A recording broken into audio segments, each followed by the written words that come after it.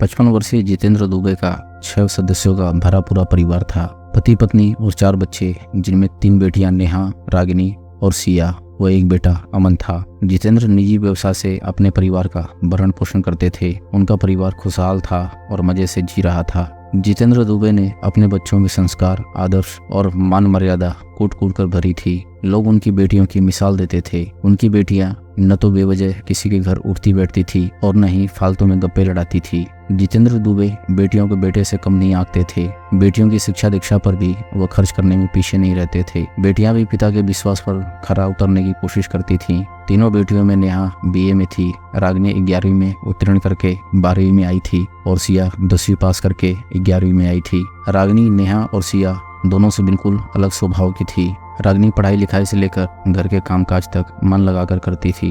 वो शर्मीली और भावुक लड़की थी। जरा सी डांट पर उसकी आंखों से गंगा यमुना बहने लगती थी, इसलिए घर वाले उसे बड़े लाड़ प्यार से रखते थे। रागिनी और सिया दोनों स्कूल में अलग अलग क्लास में पढ़ती थी। रागिनी 10वीं में थी और सिया 9वीं में। दोनों बहनें रोजाना बजहा गांव से होकर पैदल ही स्कूल आती जाती थी। स्कूल जाते आते उन पर बजहा गांव के ग्राम प्रधान कृपा शंकर तिवारी के बेटे आदित्य उर्फ प्रिंस की नजर पड़ गई। प्रिंस पहली ही नजर में रागिनी पर फिदा हो गया। रागिनी साधारण शकल सूरत की थी, लेकिन उसमें गजब का आकर्षण था। रागिनी और सिया जब भी स्कूल जाती, प्रिंस गांव के बाहर 2-3 दोस्तों के साथ उनके इंतजार में खड़ा मिलता। दोनों बहनें उन सबसे किनारा करके राह बदल कर निकल जाती थी। ऐसा नहीं था कि दोनों बहनें उनके इरादे से अनजान थी, इसलिए वे उनसे बचने की कोशिश करती थी। रागिनी प्रिंस से जितनी दूर भागती थी, वह उतना ही उसके करीब आने की कोशिश करता था। वह रागिनी से एक तरफा मोहब्बत करने लगा था। प्रिंस को रागिनी को देखे बिना चैन नहीं मिलता था। प्रिंस उसी बजहा गाँव का रहने वाला था जहाँ से होकर रागिनी और सिया स्कूल जाती थी। उसके पिता कृपा शंकर तिवारी बजहा गांव के प्रधान थे। तिवारी की इलाके में तूती बोलती थी। कृपा शंकर तिवारी का बेटा प्रिंस बाप के नक्शे कदम पर चल रहा था।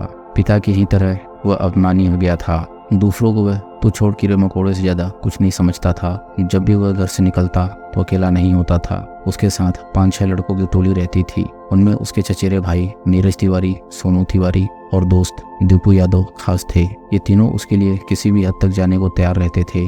दोस्तों पर वे पैसा पानी की तरह बहाता था। जब से रानी प्रिंस के दिल में उतरी थी, तब से उसका दिन का चैन, रातों की नींद उड़ गई थी। वह रागिनी से तथाकथित एक तरफा मोहब्बत करने लगा था। उसे पाने के लिए वह किसी भी हद तक जाने के लिए तैयार था, जबकि रागिनी उससे प्यार करना तो दूर की बात, उससे घृणा करना भी अपनी तौहीन समझती थी। प्रिंस रागिनी के प्यार में इस कदर पागल था कि उसने खुद को कमरे में कैद कर लिया था। न तो वह यार दोस्तों से पहले की तरह मिलता था और न ही उनसे बातें करता था। प्रिंस की हालत देखकर उसके दोस्त नीरज, सोनू और दीपू तीनों परेशान थे। यार की जिंदगी की सलामती की खातिर तीनों ने फैसला किया कि चाहे कुछ भी हो जाए, चाहे सूली पर ही क्यों न चढ़ना पड़े, दोस्त के प्यार को उसके कदमों में लाकर डाल देंगे। एक दिन की बात है, नीरज, सोनू और दीपू ने मिलकर रागिनी और सिया को स्कूल जाते वक्त रास्ते में रोक लिया। तीनों के अचानक रास्ता रोकने से दोनों बहनें बुरी तरह डर गई। उसके बाद नीरज और सोनू ने प्रिंस के प्रेम करने वाली बातें बताकर रागिनी पर दबाव बनाया कि वह प्रिंस के प्यार को स्वीकार कर ले, लेकिन रागिनी ने उन तीनों को धुतकार दिया।